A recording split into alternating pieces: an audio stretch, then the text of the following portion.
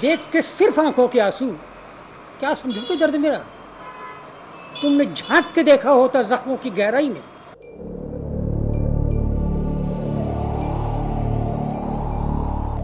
ये तस्वीरें हैं उन गुमनाम लोगों की जो 1987 के मेरठ दंगों में इसी मुरादनगर नहर में मृत पाए गए थे।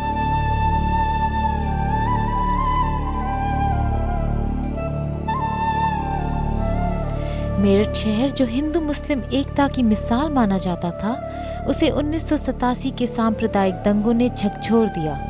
शहर के हाशिमपुरा, मलियाना और इमलियान मोहल्लों में दरिंदगी का ऐसा कहर टूटा कि उस दौर को याद कर आज भी लोग सिहर उठते हैं। 87 की रिपोर्ट के मुताबिक जो मशहूर है वो हाशिमपुरा है या मलियाना है, लेकिन इसके अलावा भी वो पॉकेट्स हैं कि अगर उनकी डिटेल्स आपके सामने तो दिल दहल जाए। वो बस्तियां मौजूद हैं भी जहां पूरी बस्ती पर ऐसा हमला किया गया कि एक मकान की छत तक बाकी नहीं रही। कत्ल हुए, गारत हुए, मकान लूटे गए, आग लगाई गई।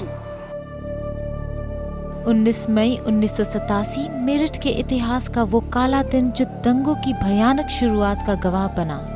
रमजान के पवित्र महीने में जब खुदा के बंदे उसकी इबादत करते हैं, कुछ ऐसी अफवाहें फैली जिसने इंसानियत को तार तार कर दिया।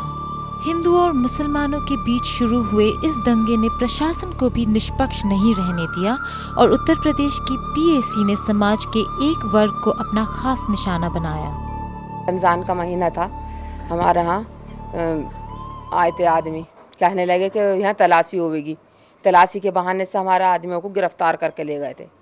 किसी के हाथ तोड़े, किसी के पाँव तोड़े, किसी का सिर फाड़ा, किसी को लेकर नहर में डाल दिया, सभी कुछ कर दिया उन्होंने।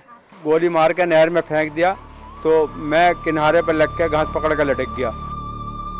हाशिमपुरा में दंगों के दौरान भी हिंदुओं और मुसलमानों के बीच शांति बनी रही। इस मोहल्ले के कुछ हिंदू ऐसे भी थे जो अपना सब कुछ छोड़कर चले गए थे और मुसलमान भाइयों ने उनके सामान की हिफाजत की। यहाँ जब झगड़ा हुआ तो हम यहाँ से चले गए। जब वहाँ से आए तो हम दुकान हमारी ऐसी की ऐसी मिली, कोई नुकसान नहीं हुआ और यहाँ के लोगों ने कोई झगड़ा नहीं करा। बाहर के लोग आए, उन्होंने झगड़ा करा। 1987 के दंगों ने शहर की फिजा ही बदल के रख दी। जिस शहर ने आज़ादी का सबसे पहले बिगुल बजाया था, उसे ही दंगों की आंच में झुलसना पड़ा। आज लगभग 18 साल बाद ये शहर उस खौफनाक दौर को भुला चुका है और मजहब के बताए हुए अमन चैन के रास्ते पर चल पड़ा है। यहाँ का प्रशासन भी शांति व्यवस्था बनाए रखने के लिए पूरी तरह से कटिबद्ध है। हमारा कुरान की भी कहता कि अगर एक शख्स को आपने नाहक कत्ल कर दिया तो आपने पूरी इंसानियत को कत्ल कर दिया, और अगर आप किसी एक शख्स को आपने बचा लिया तो पूरी इंसानियत को बचा लिया। यहाँ के लोग भी, हिंदू मुसलमान सभी, प्रशासन के साथ शांति व्यवस्था बनाए रखने में पूरा सहयोग करते हैं। तो आज के जो हालात हैं, आज की जो सिचुएशन है, आज की जो मेरठ शहर की सोच है, उसमें काफ़ी परिवर्तन है। सभी अमन पसंद हैं और अब ऐसी कोई संभावना या कोई बात दिखाई नहीं पड़ती है।